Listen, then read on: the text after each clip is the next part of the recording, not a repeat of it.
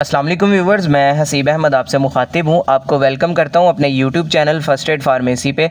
आज की अपने इस वीडियो में मैं रिव्यू करूँगा मैक्रोबैक कैप्सूल का। मैक्रोबैक कैप्सूल के आज हम फ़वाइद के बारे में जानेंगे, इसके नुकसानात या आपको साइड इफ़ेक्ट्स इसके क्या देखने में मिलते हैं, तरीका इस्तेमाल क्या है और किन किन कंडीशन में आप इसका इस्तेमाल कर सकते हैं। ये सारी डिटेल्स आपको इस वीडियो में मैं आज दूँगा। लेकिन उससे पहले आपसे गुजारिश करूंगा कि अगर आप मेडिसिन से रिलेटेड इन्फॉर्मेटिव वीडियोस देखना पसंद करते हैं तो मेरे इस चैनल को सब्सक्राइब ज़रूर करें और बेल आइकन को भी लाजमी दबाएं ताकि मेरी आने वाली इन्फॉर्मेटिव वीडियोस आप तक पहुंचती रहें। चलते हैं अपनी वीडियो की तरफ। ब्रांड नेम है जिसका मैक्रोबैक, जिसको बना रहा है जी एशियन कॉन्टिनेंटल। कीमत की बात की जाए तो आपको ये 247 रुपीज़ में 6 कैप्सूल्स के पैक में पाकिस्तानी मार्केट से मिल जाता है। अगर हम इसकी कंपोजिशन की बात करें तो इसके अंदर मौजूद है एजिथ्रोमाइसिन। एजिथ्रोमाइसिन का ताल्लुक होता है एंटीबायोटिक ग्रुप के साथ, यानी बैक्टीरियल इन्फेक्शंस को ट्रीट करने के लिए इसका इस्तेमाल किया जा रहा होता है।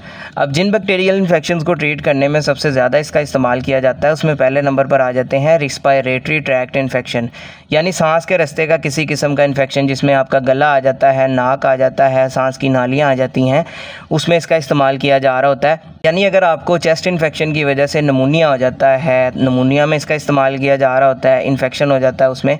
इसके अलावा ब्रोंकाइटिस आ जाता है, ब्रोंकाइटिस में भी आपकी सांस की नालियाँ जो हैं वो मुतासिर होती हैं, उनमें इन्फेक्शन हो जाता है, तो उस इन्फेक्शन के लिए भी इसका इस्तेमाल किया जा रहा होता है।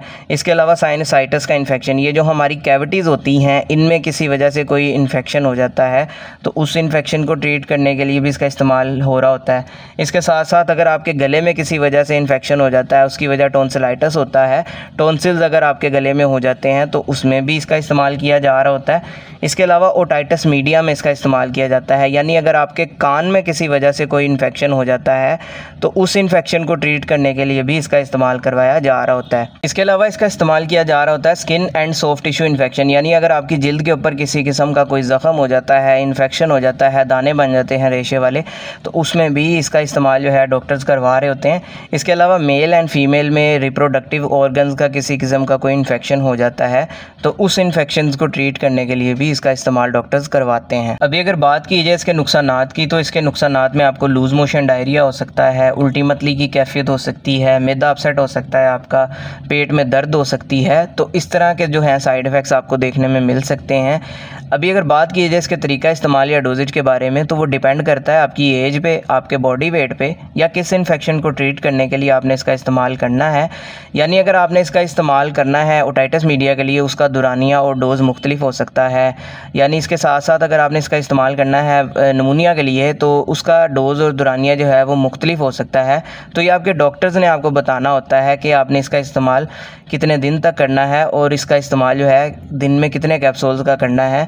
अमूमी खुराक की अगर बात की जाए तो 1 कैप्सूल का एडल्ट्स में इसका इस्तेमाल करवाया जा रहा होता है दिन में 1 मरतबा, या बाज़ औक़ात सुबह और शाम में भी इसका इस्तेमाल किया जा रहा होता है कंडीशन के हिसाब से। इसलिए कभी भी बगैर डॉक्टर के मशवरे के आपने खुद से इसका इस्तेमाल नहीं करना ताकि आपको बाद में किसी किस्म का साइड इफ़ेक्ट देखने को ना मिले। तो ये सारी डिटेल थी जी मैक्रोबैक कैप्सूल के हवाले से। उम्मीद है आपको पसंद आई होगी। इससे रिलेटेड कोई सवाल हो कमेंट सेक्शन में आप मुझसे पूछ सकते हैं। अपना ख्याल रखिएगा। अल्लाह हाफिज़।